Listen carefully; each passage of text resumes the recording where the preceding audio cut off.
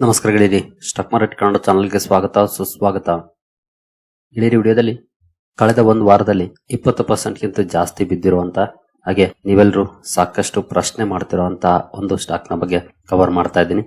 ಬಹುಶಃ ಈಗಾಗಲೇ ನಿಮ್ಗೆ ಆ ಸ್ಟಾಕ್ ಯಾವುದು ಅಂತ ಗೊತ್ತಾಗಿರ್ಬೋದು. ನೋಡೋಣ, ಯಾಕೆ ಸ್ಟಾಕ್ ಬೀಳ್ತಿದೆ, ಏನಾದ್ರೂ ಸಮಸ್ಯೆ ಇದೆಯಾ, ನೆಕ್ಸ್ಟ್ ಏನನ್ನ ನಾವು ವಾಚ್ ಮಾಡಬೇಕು, ಈ ಎಲ್ಲದರ ಬಗ್ಗೆ ಒಂದಷ್ಟು ವಿಷಯವನ್ನ ತಿಳ್ಕೊಳ್ಳುವಂತ ಪ್ರಯತ್ನವನ್ನ ಮಾಡೋಣ. ಮೊದಲಿಗೆ ಡಿಸ್ಕ್ಲೇಮರ್ ಕೊಡ್ಲಿಕ್ಕೆ ಇಷ್ಟಪಡ್ತೀನಿ. ಇಲ್ಲಿ ಕವರ್ ಮಾಡ್ತಿರುವಂತಹ ಸ್ಟಾಕ್ ನ ರೆಕಮೆಂಡ್ ಮಾಡ್ತಿಲ್ಲ. ನೀವು ಫರ್ದರ್ ಸ್ಟಡಿ ಮೆಡಿಟೇಷನ್ ತಗೊಳ್ಬಹುದು. ಆಸ್ ಎ ಎಜುಕೇಶನಲ್ ಪರ್ಪಸ್ ನಾನು ವಿಡಿಯೋ ಮುಂದೆ ತರ್ತಾ ಇದ್ದೀನಿ. ಹಾಗೆ ಡಿಸ್ಕ್ರಿಪ್ಷನ್ ಅಲ್ಲಿ ಅಕೌಂಟ್ ಓಪನಿಂಗ್ ಲಿಂಕ್ ಇರುತ್ತೆ. ಇಂಟ್ರೆಸ್ಟ್ ಇರೋರು ಅಕೌಂಟ್ ಓಪನ್ ಮಾಡಬಹುದು. ಇನ್ವೆಸ್ಟ್ಮೆಂಟ್ ಗೆ ಸಂಬಂಧಪಟ್ಟಂತೆ ನಿಮ್ಗೆ ಏನಾದರೂ ಸಪೋರ್ಟ್ ಬೇಕು ಅಂತಂದ್ರೆ ನಮ್ಮ ಟೀಮ್ ಅನ್ನು ಕಾಂಟ್ಯಾಕ್ಟ್ ಮಾಡಬಹುದು. ಇಲ್ಲಿ ಮೆನ್ಷನ್ ಮಾಡಿರುವಂತಹ ಎಲ್ಲ ಸರ್ವಿಸಸ್ ನಮ್ಮ ಮೂಲಕ ಸಿಗುತ್ತೆ. ಬಟ್ ಕಂಡೀಷನ್ ಒಂದೇ, ನಮ್ಮ ಮೂಲಕ ಅಕೌಂಟ್ ಓಪನ್ ಆಗಿರ್ಬೇಕು. ಅಕೌಂಟ್ ಓಪನ್ ಮಾಡ್ಕೊಳ್ಳಿ, ನಂತರ ಕಾಂಟ್ಯಾಕ್ಟ್ ಮಾಡಿ. ಹಾಗೆ ಇವತ್ತು ಮತ್ತೆ ನಾಳೆ ನಮ್ಮ ಟೀಮ್ ಡೆಡಿಕೇಟೆಡ್ ಆಗಿ ಅಕೌಂಟ್ ಓಪನಿಂಗ್ ಗೆ ಸಂಬಂಧಪಟ್ಟಂತೆ ವರ್ಕ್ ಮಾಡ್ತಾ ಇದೆ. ಈಗಾಗಲೇ ಅಕೌಂಟ್ ಓಪನ್ ಮಾಡಕ್ಕೆ ಟ್ರೈ ಮಾಡಿ ಮಧ್ಯದಲ್ಲೇ ಸ್ಟ್ರಕ್ ಆಗಿದ್ರೆ ಅಂತವ್ರು ಕಾಲ್ ಮಾಡಿ 10-15 ಮಿನಿಟ್ಸ್ ತಗೊಳ್ಬಹುದು. ಅಕೌಂಟ್ ಓಪನಿಂಗ್ ಪ್ರೋಸೆಸ್ ಕಂಪ್ಲೀಟ್ ಆಗುತ್ತೆ. ಈ ಟೈಮ್ ಅನ್ನ ಬಳಸ್ಕೊಳ್ಬಹುದು. ಹಾಗಾದ್ರೆ ಇವತ್ತಿನ ಸ್ಟಾಕ್ ಯಾವುದು, ಆ ವಿಚಾರಕ್ಕೆ ಬರೋದಾದ್ರೆ ಅದು ಕಲ್ಯಾಣ್ ಜುವೆಲ್ಲರ್ಸ್ ಇಂಡಿಯಾ ಲಿಮಿಟೆಡ್. ಈಗಾಗಲೇ ಈ ಸ್ಟಾಕ್ ಬಗ್ಗೆ ಕಮೆಂಟ್ ಸೆಕ್ಷನ್ ಅಲ್ಲಿ ಸಾಕಷ್ಟು ಪ್ರಶ್ನೆಗಳನ್ನ ಮಾಡಿದ್ದೀರಿ. ನಿನ್ನೆ ಕೂಡ ಮಾಡಿದ್ರಿ, ಇವತ್ತು ಕೂಡ ಮಾಡಿದ್ದೀರಿ. ಯಾಕೆಂದ್ರೆ ಯೂಶಲಿ ಸ್ಟಾಕ್ ಬಿದ್ದಾಗ ಎಲ್ರಿಗೂ ಕೂಡ ಭಯ ಆದೇ ಆಗುತ್ತೆ, ಯಾಕೆ ಬೀಳ್ತಿದೆ ಅಂತ. ನಿನ್ನೆ ಮೊನ್ನೆ ಅಂತೂ ಮಾರ್ಕೆಟ್ ಕಂಡೀಷನ್ ಸರಿ ಇರ್ಲಿಲ್ಲ, ಹಾಗಾಗಿ ಓಕೆ ನಾರ್ಮಲ್ ಕರೆಕ್ಷನ್ ಬಂದಿದೆ ಅನ್ಕೊಳ್ಬಹುದು. ಬಟ್ ಇವತ್ತು ಮಾರ್ಕೆಟ್ ಕಂಡೀಷನ್ ಚೆನ್ನಾಗಿತ್ತು, ಬಟ್ ಸ್ಟಿಲ್ ಸ್ಟಾಕ್ ಅಲ್ಲಿ ಡೌನ್ ಫಾಲ್ ಕಂಡು ಬಂತು. ಓಪನಿಂಗ್ ಅಪ್ ಅಲ್ಲೇ ಆಯ್ತು, ಬಟ್ ಆನಂತರ ಡೌನ್ ಫಾಲ್ ಕಂಡು ಬಂತು. ನೋಡಬಹುದು, ಇವತ್ತು ಕೂಡ 4.5% ಡೌನ್ ಅಲ್ಲಿ ಸ್ಟಾಕ್ ಕ್ಲೋಸಿಂಗ್ ಅನ್ನ ಕೊಟ್ಟಿದೆ. ಇನ್ ಕೇಸ್ ನಾವು 5 ಡೇಸ್ ಪರ್ಫಾರ್ಮೆನ್ಸ್ ಅನ್ನು ಓಪನ್ ಮಾಡಿದ್ರೆ 20% ಅಥವಾ ಮೋರ್ ದನ್ 20% ಡೌನ್ ಆಗಿದೆ. 1 ಮಂತ್ ಅಲ್ಲಿ 22% ಡೌನ್ ಇದೆ. ಹಾಗೆ 6 ಮಂತ್ಸ್ ಅಲ್ಲಿ 36% ಡೌನ್ ಇದೆ. 1 ಇಯರ್ ಪರ್ಫಾರ್ಮೆನ್ಸ್ ಅನ್ನು ಓಪನ್ ಮಾಡಿದ್ರೆ 22% ಡೌನ್ ಇದೆ. ಸೊ 1 ಇಯರ್ ಅಲ್ಲಿ 22% ಡೌನ್ ಫಾಲ್ ಇದೆ. ಇದು ಓಕೆ, ನಾರ್ಮಲ್ ಪರ್ಫಾರ್ಮೆನ್ಸ್. ಬಟ್ ಕಳೆದ ಒಂದು ವಾರದಲ್ಲಿ ಬರ್ತಿರುವಂತಹ ಪರ್ಫಾರ್ಮೆನ್ಸ್ ಏನಿದೆ ಇದು ಸ್ವಲ್ಪ ಕನ್ಸರ್ನಿಂಗ್ ಆಗಿದೆ. ಹಾಗಾಗಿನೇ ಎಲ್ಲರೂ ಕೂಡ ಭಯ ಪಟ್ಕೊಂಡಿದ್ದೀರಿ. ಹಾಗೆ ನಾವೇನಾದ್ರೂ ಈ ಸ್ಟಾಕ್ ನ 5 ಇಯರ್ಸ್ ಪರ್ಫಾರ್ಮೆನ್ಸ್ ಅನ್ನು ಓಪನ್ ಮಾಡಿದ್ರೆ ನೋಡಬಹುದು 400% ರಿಟರ್ನ್ಸ್ ಇದೆ. ಆಫ್ಟರ್ ಕರೆಕ್ಷನ್ ಐಯಿಂದ ನಾವು ಕ್ಯಾಲ್ಕುಲೇಟ್ ಮಾಡಿದ್ರೆ ಆನ್ ಅನ್ ಅವರೇಜ್ 50% ಅಥವಾ ಅದಕ್ಕಿಂತ ಜಾಸ್ತಿ ಕರೆಕ್ಷನ್ ಇದೆ ಈಗಲೂ ಕೂಡ. ಬಟ್ ಸ್ಟಿಲ್ 400% ರಿಟರ್ನ್ಸ್ ಇದೆ. ಯಾಕೆ ಈ 400% ಇಂಪಾರ್ಟೆಂಟ್ ಆಗುತ್ತೆ ಅಂದ್ರೆ, ಒಂದು ಒಳ್ಳೆ ರ್ಯಾಲಿ ನಂತರ ಎಲ್ಲ ಸ್ಟಾಕ್ ಗಳು ಕರೆಕ್ಷನ್ ಆಗುತ್ತೆ. ಅದು ಯೂನಿವರ್ಸಲ್ ಟ್ರೂತ್, ನಿಮ್ಗೆಲ್ರಿಗೂ ಗೊತ್ತಿರುವಂತದ್ದೇ. ನಾನು ಪದೇ ಪದೇ ಹೇಳ್ತಾ ಇರ್ತೀನಿ. ನೀವು ಇಲ್ಲಿ ನೋಡಬಹುದು 2023 ಮೇನಲ್ಲಿ ₹100 ರೇಂಜ್ ಅಲ್ಲಿ ಇದ್ದಂತಹ ಸ್ಟಾಕ್ 2025 ಜನವರಿ ಅಷ್ಟರಲ್ಲಿ 700 ಅಥವಾ ನಿಯರ್ಲಿ 800 ಬಂದಂತಹ ಸ್ಟಾಕ್ ವಿತ್ ಇನ್ 1.5 ಇಯರ್ಸ್ ಅಲ್ಲಿ 7 ಟೈಮ್ಸ್ ರಿಟರ್ನ್ಸ್ ಅನ್ನ ಕೊಟ್ಟಿದೆ. ಸೊ ಈ ರೀತಿ 7 ಟೈಮ್ಸ್ ರಿಟರ್ನ್ ಕೊಟ್ಟಾಗ ಆಬ್ವಿಯಸ್ಲಿ ಆನಂತರ ಕರೆಕ್ಷನ್ ಬರುವಂತವು ಕೂಡ ಎಕ್ಸ್ಟ್ರೀಮ್ ಕರೆಕ್ಷನ್ ಬರುವಂತ ಪ್ರಾಬಬಿಲಿಟಿ ಇರುತ್ತೆ. ಅದೇ ಆಗಿರೋದು ಇತ್ತೀಚಿನ ದಿನಗಳಲ್ಲಿ. ಆದ್ರೆ ಇಲ್ಲಿ ಇದೊಂದೇ ಕಾರಣ ಆಗಿದ್ರೆ ಅದನ್ನ ನಾರ್ಮಲ್ ಕರೆಕ್ಷನ್ ಅಂತ ನಾವು ಕನ್ಸಿಡರ್ ಮಾಡಬಹುದಿತ್ತು. ಯಾಕಂದ್ರೆ ಸುಮಾರು ಸ್ಟಾಕ್ ಗಳು ಈಗಲೂ ಕೂಡ ಯಾವುದೇ ರೀಸನ್ ಇಲ್ದೇನೆ 60% 70% ಬಿದ್ದಿರುವಂತವಿದ್ದಾಗ. ಬಟ್ ಇಲ್ಲಿ ಒಂದು ಸುದ್ದಿ ಬಂದಿತ್ತು, ಅದೇನಂತಂದ್ರೆ ಅಲಿಗೇಷನ್ಸ್. ಕಂಪನಿಯ ಮೇಲೆ ಕೆಲವೊಂದು ಆರೋಪಗಳನ್ನ ಮಾಡಿದ್ರು. ಏನು ಆರೋಪಗಳು? ಬಹುಶಃ ಕಳೆದ ವರ್ಷದ ವಿಡಿಯೋನ ನೋಡಿದ್ರೆ ನಿಮ್ಗೆ ಗೊತ್ತಿರುತ್ತೆ ಈ ಆರೋಪದ ಬಗ್ಗೆ. ನಮ್ಮ ಚಾನಲ್ ಅಲ್ಲೇ ನೀವು ಜಸ್ಟ್ ಕಲ್ಯಾಣ್ ಜುವೆಲ್ಲರ್ಸ್ ಅಂತ ಸರ್ಚ್ ಮಾಡಿದ್ರೆ 2-3 ವಿಡಿಯೋಸ್ ಸಿಗತ್ತೆ. ಇದು ನೋಡಬಹುದು 10 ಮಂತ್ಸ್ ಎಗೋ, 10 ತಿಂಗಳ ಹಿಂದಿನ ವಿಡಿಯೋ. ಹಾಗೆ ಇನ್ನು ಕೆಳಗಡೆ ಬಂದ್ರೆ ನೋಡಬಹುದು 1 ಇಯರ್ ಹಳೆ ವಿಡಿಯೋ. ಈ 2 ವಿಡಿಯೋಗಳನ್ನ ನಾನು ಕವರ್ ಮಾಡಿದೆ. 2 ವಿಡಿಯೋದಲ್ಲಿ ಈ ಅಲಿಗೇಷನ್ಸ್ ಬಗ್ಗೆ ಮಾತಾಡಿದೆ. ಇವತ್ತು ಕೂಡ ಅಗೇನ್ ಇದೇ ಅಲಿಗೇಷನ್ಸ್, ಬೇರೆ ಇನ್ನೇನು ವಿಷಯ ಇಲ್ವೇ ಇಲ್ಲ. ರಿಪಿಟೇಷನ್ ಆಫ್ ವರ್ಕ್ ಅಷ್ಟೇ. ಯಾಕೆಂದ್ರೆ ಬೇರೆ ಯಾವುದೇ ಸುದ್ದಿ ಬಂದಿಲ್ಲ ಆ ಅಲಿಗೇಷನ್ ಗೆ ಸಂಬಂಧಪಟ್ಟಂತೆ. ಜಸ್ಟ್ ಆರೋಪ ಬಂದಿತ್ತು. ಆ ಆರೋಪ ಏನು ಅಂತ ಬ್ರೀಫ್ ಆಗಿ ಹೇಳೋದಾದ್ರೆ, ಕಲ್ಯಾಣ್ ಜುವೆಲ್ಲರ್ಸ್ ಫಂಡ್ ಮ್ಯಾನೇಜರ್ಸ್ ಗೆ ಅವರ ಪೋರ್ಟ್ಫೋಲಿಯೋದಲ್ಲಿ ಆಡ್ ಮಾಡ್ಕೊಳ್ಳಿಕ್ಕೆ ಲಂಚವನ್ನ ಕೊಟ್ಟಿದೆ ಅನ್ನೋದು ಒಂದೇ ವಾಕ್ಯದಲ್ಲಿ ಹೇಳೋದಾದ್ರೆ, ಲಂಚ ಕೊಟ್ಟಿದೆ ಅನ್ನೋಂತ ಆರೋಪ ಬಂದಿತ್ತು. ಬಟ್ ಕಂಪನಿ ಅದಕ್ಕೆ ಕ್ಲಾರಿಫಿಕೇಶನ್ ಕೂಡ ಕೊಟ್ಟಿತ್ತು. ಜೊತೆಗೆ ಇಲ್ಲಿ ಇನ್ನೂ ಒಂದು ಇಶ್ಯೂ ಏನು ಅಂತಂದ್ರೆ, ಅಥವಾ ಆರೋಪ ಮಾಡಿದವರು ರೈಸ್ ಮಾಡಿದ್ದಂತ ಇಶ್ಯೂ ಏನಂತಂದ್ರೆ, ಕಂಪನಿಯ ಫ್ಲೆಡ್ಜಿಂಗ್ ಅಂದ್ರೆ ಪ್ರಮೋಟರ್ಸ್ ಶೇರ್ ನ ಫ್ಲೆಡ್ಜ್ ಮಾಡಿದ್ದು. ನೋಡಬಹುದು ಡಿಸೆಂಬರ್ 2024ರಲ್ಲಿ 19.32% ಫ್ಲೆಡ್ಜ್ ಇತ್ತು. ನಂತರ ಮಾರ್ಚ್ 2025ಕ್ಕೆ 24.9% ಗೆ ಬಂತು. ಅಂದ್ರೆ ನಿಯರ್ಲಿ 25% ಸ್ಟೇಕ್ ಅನ್ನ ಪ್ರಮೋಟರ್ಸ್ ಫ್ಲೆಡ್ಜ್ ಮಾಡಿದ್ದಾರೆ. ಅಂದ್ರೆ ತಮ್ಮ ಶೇರುಗಳನ್ನ ಹಡ ಇಟ್ಟಿದ್ದಾರೆ. ಈಗಲೂ ಕೂಡ ಆಲ್ಮೋಸ್ಟ್ ನಿಯರ್ಲಿ 25% ಇದೆ. ಅಲ್ಲೇನು ಬದಲಾವಣೆ ಆಗಿಲ್ಲ, ಸೇಮ್ ಕಂಟಿನ್ಯೂ ಆಗಿದೆ. ಈ ಒಂದು ಆರೋಪವನ್ನು ಕೂಡ ಮಾಡಿದ್ರು, ಅಂದ್ರೆ ಕಂಪನಿಯ ಪ್ರಮೋಟರ್ ಪ್ಲೆಡ್ಜ್ ಮಾಡಿದ್ದಾರೆ ಅಂತ. ಅದಕ್ಕೆ ಕಂಪನಿ ಕ್ಲಾರಿಫಿಕೇಶನ್ ಕೂಡ ಕೊಟ್ಟಿತ್ತು. ಅಂದ್ರೆ ಈ ಮುಂಚೆ ಕಂಪನಿಯಲ್ಲಿ ವಾರ್ಬರ್ಗ್ ಪಿನಕಸ್ ಅನ್ನುವಂತ ಒಂದು ಇನ್ವೆಸ್ಟ್ಮೆಂಟ್ ಫಂಡ್ ಹೂಡಿಕೆಯನ್ನ ಮಾಡಿದ್ರು. ಅವ್ರ ಹತ್ರ ಮೋರ್ ದನ್ 2% ಸ್ಟೇಕ್ ಇತ್ತು. ಅದನ್ನ ಕಂಪನಿಯ ಪ್ರಮೋಟರ್ಸ್ ಬೈ ಮಾಡಿದ್ರು. ಆ ಬೈ ಮಾಡಕ್ಕೆ ಕ್ಯಾಪಿಟಲ್ ಬೇಕಲ್ಲ, ಆ ಕ್ಯಾಪಿಟಲ್ ಗಾಗಿ ಅವರು ಪ್ಲೆಡ್ಜ್ ಮಾಡಿದ್ದಾರೆ ಅನ್ನುವಂತ ಕ್ಲಾರಿಫಿಕೇಶನ್ ಕೂಡ ಕೊಟ್ಟಿತ್ತು. ಇನ್ ಕೇಸ್ ನೀವು ಕಂಪನಿಯ ಶೇರ್ ಹೋಲ್ಡಿಂಗ್ ಪ್ಯಾಟರ್ನ್ ಗೆ ಬಂದ್ರೆ ಇಲ್ಲಿ ನೋಡಬಹುದು, ಕಂಪನಿಯ ಪ್ರಮೋಟರ್ಸ್ 2024 ಸಂದರ್ಭದಲ್ಲಿ, ಅದಕ್ಕಿಂತ ಸ್ವಲ್ಪ ಮುಂಚೆ ನೋಡಬಹುದು, ಜೂನ್ 2024ರಲ್ಲಿ 60.59% ಹೋಲ್ಡಿಂಗ್ ಅನ್ನ ಇಟ್ಟಿದ್ರು. ಅಂದ್ರೆ 60% ಹೋಲ್ಡಿಂಗ್ ಅನ್ನ ಇಟ್ಟಿದ್ರು. ಆನಂತರ 62.9% ಹೋಯ್ತು. ಅಂದ್ರೆ ನಿಯರ್ಲಿ 2.5% ಜಾಸ್ತಿ ಆಯ್ತು ಪ್ರಮೋಟರ್ ಹೋಲ್ಡಿಂಗ್. ಈ 2.5% ಯಾಕೆ ಜಾಸ್ತಿ ಆಯ್ತು ಅಂದ್ರೆ ಅವರು ವಾರ್ಬರ್ಗ್ ಪಿನಕಸ್ ಇಂದ ಸ್ಟೇಕ್ ಅನ್ನ ತಗೊಂಡಿದ್ರು. ಹಾಗಾಗಿ ಇಲ್ಲಿ 2.5% ನಿಯರ್ಲಿ ಜಾಸ್ತಿ ಆಯ್ತು ಸ್ಟೇಕ್. ಅದರ ನಂತರದ ಕ್ವಾರ್ಟರ್ ಅಲ್ಲಿ 0.05% ಸ್ಟೇಕ್ ಅನ್ನ ಸೇಲ್ ಮಾಡಿದ್ದಾರೆ ಡಿಸೆಂಬರ್ 2024 ಅಲ್ಲಿ. ಆ ನಂತರ ಜೂನ್ ಅಲ್ಲಿ ಕೂಡ ಸ್ವಲ್ಪ ಸೇಲ್ ಮಾಡಿದ್ದಾರೆ. ನಂತರ 62.75% ಹೋಲ್ಡಿಂಗ್ ಈಗ ಇದೆ. ಅಂದ್ರೆ ನಿಯರ್ಲಿ 63% ಹೋಲ್ಡಿಂಗ್ ಪ್ರಮೋಟರ್ಸ್ ಈಗಲೂ ಕೂಡ ಇದೆ. ನಂತರ FIS ಬಂದ್ರೆ 16% ಅಥವಾ 16.89% ವರೆಗೂ ಕೂಡ ಹೋಗಿದ್ದಾರೆ. ಈಗ 14% ಬಂದಿದ್ದಾರೆ. ನಿಮ್ಗೆ ಗೊತ್ತಿದೆ FIS ಆಲ್ಮೋಸ್ಟ್ ಕಂಟಿನ್ಯೂಸ್ ಸೆಲ್ ಮಾಡ್ತಿದ್ದಾರೆ. ಹಾಗಾಗಿ ಇಲ್ಲೂ ಕೂಡ ಒಂದಷ್ಟು ಸ್ಟೇಕ್ ಅನ್ನ ಸೇಲ್ ಮಾಡಿದ್ದಾರೆ. ಬಟ್ DIS ನೋಡಬಹುದು 13.57 ಇದ್ದರು ಡಿಸೆಂಬರ್ 2024 ಅಲ್ಲಿ, ಈಗ 15.23 ಬಂದಿದ್ದಾರೆ. ಅಂದ್ರೆ ಜಾಸ್ತಿ ಮಾಡಿದ್ದಾರೆ. ಎಸ್ಪೆಷಲಿ ಈ ಕ್ವಾರ್ಟರ್ ಅಲ್ಲೂ ಕೂಡ ಜಾಸ್ತಿ ಮಾಡಿದ್ದಾರೆ. 14.56 ಇಂದ 15.23 ಗೆ ರೈಸ್ ಮಾಡಿದ್ದಾರೆ ಸ್ಟೇಕ್ ಅನ್ನ ಡಿಸೆಂಬರ್ 2025 ಕ್ವಾರ್ಟರ್ ಅಲ್ಲೂ ಕೂಡ. ಇನ್ನು ಪಬ್ಲಿಕ್ ಹೋಲ್ಡಿಂಗ್ 7.9% ಇದೆ. ಇಲ್ಲಿ ಈ ಇಂದಿನ ಆರೋಪಗಳೇನಿತ್ತು ಅದಕ್ಕೆ ಸಂಬಂಧಪಟ್ಟಂತೆ ಯಾವುದೇ ರೀತಿಯ ಅಪ್ಡೇಟ್ ಗಳು ಇನ್ನೂ ಬಂದಿಲ್ಲ.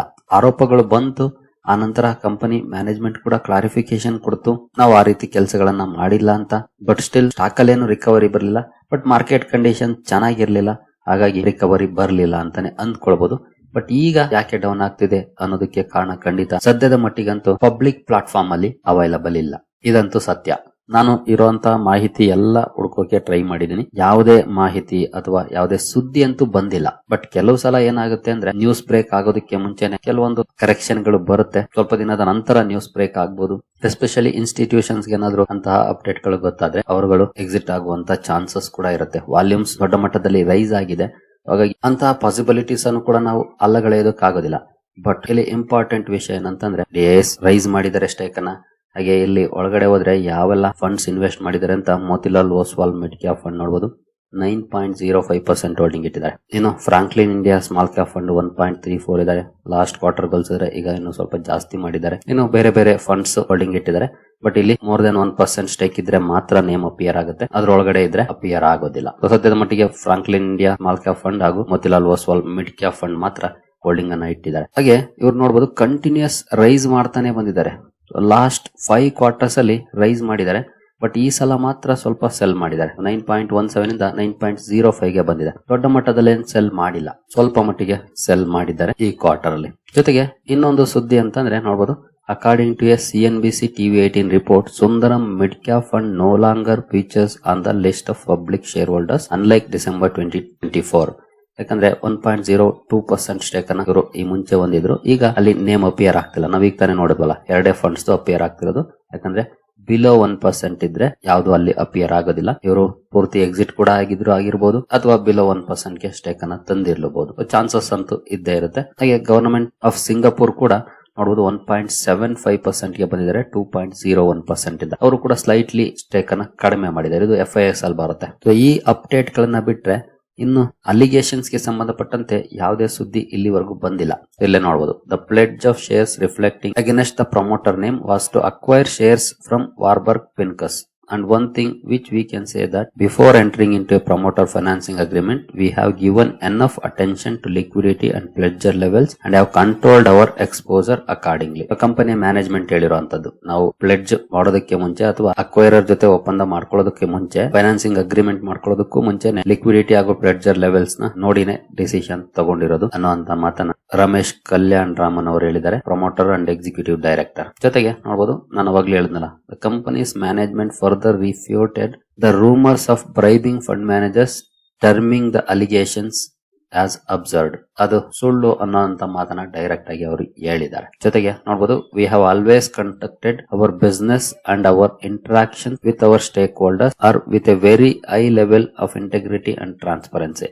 ಇದನ್ನ ಸ್ಟೇಕ್ ಹೋಲ್ಡರ್ ಹತ್ರನೂ ಕೂಡ ನಾವು ಇಂಟ್ರಾಕ್ಷನ್ ಮಾಡುವಂತ ಸಂದರ್ಭದಲ್ಲಿ ಹೇಳಿದೀವಿ, ಮತ್ತೆ ಹೈ ಲೆವೆಲ್ ಟ್ರಾನ್ಸ್ಪರೆನ್ಸಿಯನ್ನ, ಇಂಟಿಗ್ರಿಟಿಯನ್ನ ಮೇಂಟೈನ್ ಮಾಡಿದೀವಿ ಅನ್ನುವಂತ ಮಾತನ್ನು ಕೂಡ ಕಂಪನಿಯ ಮ್ಯಾನೇಜ್ಮೆಂಟ್ ಹೇಳಿದೆ. ಇದಿಷ್ಟು ಈ ಹಿಂದೆನೆ ಹೇಳಿದ್ದಂತದ್ದು, ಈಗ ಮತ್ತೆ ಅದನ್ನೇ ಕೆಲವು ಸಲ ರಿಪೀಟ್ ಕೂಡ ಮಾಡಿದ್ದಾರೆ. ಬಟ್ ಈಗ ಯಾಕೆ ದೊಡ್ಡ ಮಟ್ಟದ ಸೆಲ್ಲಿಂಗ್ ಕಂಡು ಬರ್ತಾ ಇದೆ? ಖಂಡಿತ ಪಬ್ಲಿಕ್ ಪ್ಲಾಟ್ಫಾರ್ಮ್ ಅಲ್ಲಂತೂ ಇದಕ್ಕೆ ಸಂಬಂಧಪಟ್ಟಂತ ಮಾಹಿತಿ ಇಲ್ಲ. ಜೊತೆಗೆ December quarter share holding data ಕೂಡ ರಿಲೀಸ್ ಆಗಿದೆ, ಅಲ್ಲೂ ಏನಂತ ದೊಡ್ಡ ಚೇಂಜಸ್ ಆಗಿಲ್ಲ. ಜೊತೆಗೆ ಈಗ ಸ್ಟಾಕ್ ಅಲ್ಲಿ ಡೌನ್ ಫಾಲ್ ಬರ್ತಿರೋದು, ನೆಕ್ಸ್ಟ್ ಕ್ವಾರ್ಟರ್ ಅಲ್ಲಿ ನಮಗೆ ಗೊತ್ತಾಗುತ್ತೆ ಏನಾದ್ರೂ ಅಲ್ಲಿ ಬದಲಾವಣೆಗಳಾಗಿದ್ರೆ.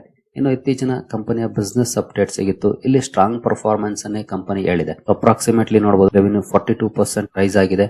ಹಾಗೆ ಸೇಮ್ ಸ್ಟೋರ್ ಸೇಲ್ಸ್ ಗ್ರೋತ್ ನೋಡಬಹುದು ಅಪ್ರಾಕ್ಸಿಮೇಟ್ಲಿ 27% ಇದೆ, ಗ್ರೋತ್ ಚೆನ್ನಾಗಿದೆ. ಹಾಗೆ ಇಂಟರ್ನ್ಯಾಷನಲ್ ಮಾರ್ಕೆಟ್ಸ್ ಅಲ್ಲೂ ಕೂಡ approximately 11% same store sales growth ಇದೆ, ಡಿಸೆಂಟ್ ಗ್ರೋತ್ ಇದೆ ಅಲ್ಲೂ. ಇನ್ನು ಕಂಪನಿ ಆನ್ಲೈನ್ ಪ್ಲಾಟ್ಫಾರ್ಮ್ ಕ್ಯಾಂಡೇರೆ ಕೂಡ ಒಳ್ಳೆ ಗ್ರೋತ್ ಅನ್ನ ಕಂಡಿದೆ. ಬಿಸ್ನೆಸ್ ಅಪ್ಡೇಟ್ಸ್ ತುಂಬಾ ಚೆನ್ನಾಗಿತ್ತು, ಇದನ್ನ ನಾನು ಅವತ್ತೇ ರಿಲೀಸ್ ಆದಂತ ಸಂದರ್ಭದಲ್ಲೇ ಕವರ್ ಮಾಡಿದ್ದೆ. ಬಟ್ ಲಾಸ್ಟ್ ವೀಕ್ ಇಂದ ಸ್ಟಾಕ್ ಡೌನ್ ಆಗ್ತಾ ಇದೆ. ಈಗ ಇನ್ನು ನೆಕ್ಸ್ಟ್ ನಮ್ಗೆ ಇಂಪಾರ್ಟೆಂಟ್ ಡೇ ಯಾವುದು, ಏನನ್ನ ನಾವು ಕ್ಲೋಸ್ಲಿ ವಾಚ್ ಮಾಡಬೇಕು ಕಲ್ಯಾಣ್ ಜುವೆಲ್ಲರ್ಸ್ ಅಲ್ಲಿ, ಆ ವಿಚಾರಕ್ಕೆ ಬಂದ್ರೆ ಕಂಪನಿಯ ರಿಸಲ್ಟ್ ಗೆ ಬಂದ್ರೆ ನೋಡಬಹುದು ಕಲ್ಯಾಣ್ ಜುವೆಲ್ಲರ್ ರಿಸಲ್ಟ್ 6 ಫೆಬ್ರವರಿಗಿದೆ. ಫೆಬ್ರವರಿ 6ನೇ ತಾರೀಕು ರಿಸಲ್ಟ್ ಇದೆ.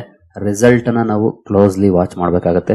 ರಿಸಲ್ಟ್ ಅಲ್ಲಿ ಯಾವ ರೀತಿ ಪರ್ಫಾರ್ಮೆನ್ಸ್ ಇರುತ್ತೆ ಅಂತ ಕಂಪನಿ ಬಿಸ್ನೆಸ್ ಅಪ್ಡೇಟ್ಸ್ ಅನ್ನ ಈಗಾಗಲೇ ರಿಲೀಸ್ ಮಾಡಿದೆ. ಅಲ್ಲಿ ಚೆನ್ನಾಗಿದೆ ಪರ್ಫಾರ್ಮೆನ್ಸ್, ಬಟ್ ನೋಡ್ಬೇಕಲ್ಲ, ಯಾಕಂದ್ರೆ ಗೋಲ್ಡ್ ಕೂಡ ರ್ಯಾಲಿ ಕೊಟ್ಟಿದೆ. ಹಾಗಾಗಿ ಖರ್ಚುಗಳೇನಾದ್ರೂ ಜಾಸ್ತಿ ಆಗಿದ್ರೆ ಆಕ್ಚುಯಲ್ ರಿಸಲ್ಟ್ಸ್ ಹೇಗಿರುತ್ತೆ ನೋಡ್ಬೇಕಾಗುತ್ತೆ ಕಾದು.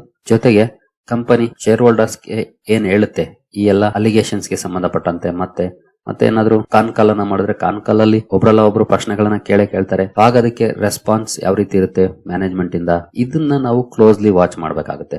ಇದೇ ಮೇಜರ್ ಟ್ರಿಗರ್ ಪಾಯಿಂಟ್. ಈಗಾಗಲೇ ಸ್ಟಾಕ್ ಬಿದ್ದಿದೆ.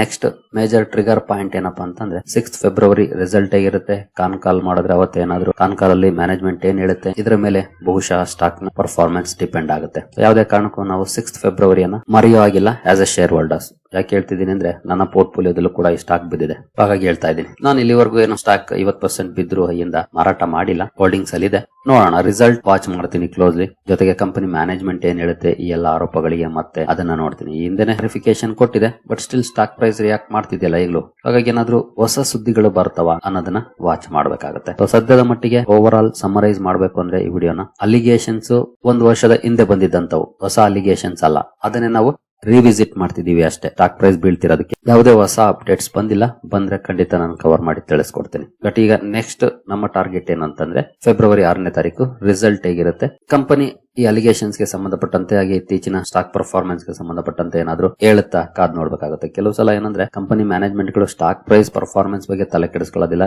ಮಾತಾಡೋದು ಇಲ್ಲ. ಬಟ್ ಅಲಿಗೇಷನ್ಸ್ ಗೆ ಸಂಬಂಧಪಟ್ಟಂತೆ ಖಂಡಿತ ಪ್ರಶ್ನೆಗಳಿಗೆ ಉತ್ತರ ಕೊಡ್ಲೇಬೇಕಾಗುತ್ತೆ, ಕೊಡ್ತಾರೆ. ನೋಡೋಣ ಕಾದು. ಏನು ಬೇಕಿದ್ರೆ ಇನ್ನು ಹಳೆಯ ವಿಡಿಯೋಗಳನ್ನ ಬೇಕಿದ್ರೆ ಒಂದ್ಸಲ ನೋಡಿ. ಜಸ್ಟ್ ಕಲ್ಯಾಣ್ ಜುವೆಲ್ಲರ್ಸ್ ಅಂತ ಸರ್ಚ್ ಮಾಡಿದ್ರೆ ನಿಮ್ಗೆ ಹಳೆಯ ವಿಡಿಯೋಗಳ ಲಿಂಕ್ ಸಿಗುತ್ತೆ, ಒಂದ್ಸಲ ವಾಚ್ ಮಾಡಬಹುದು. ಸರಿಗಳಿರಿ, ಈ ವಿಡಿಯೋ ನಿಮ್ಗೆ ಇಷ್ಟ ಆಗಿದೆ ಅನ್ಕೊಳ್ತೀನಿ. ಹಾಗೆ ಅಕೌಂಟ್ ಓಪನಿಂಗ್ ಲಿಂಕ್ ಡಿಸ್ಕ್ರಿಪ್ಷನ್ ಅಲ್ಲಿ ಇರುತ್ತೆ, ಅಕೌಂಟ್ ಓಪನ್ ಮಾಡಬಹುದು. ಮುಂದಿನ ವಿಡಿಯೋದಲ್ಲಿ ಸಿಗೋಣ. ಅಲ್ಲಿವರೆಗೂ ಜೈ ಹಿಂದ್, ಜೈ ಕರ್ನಾಟಕ.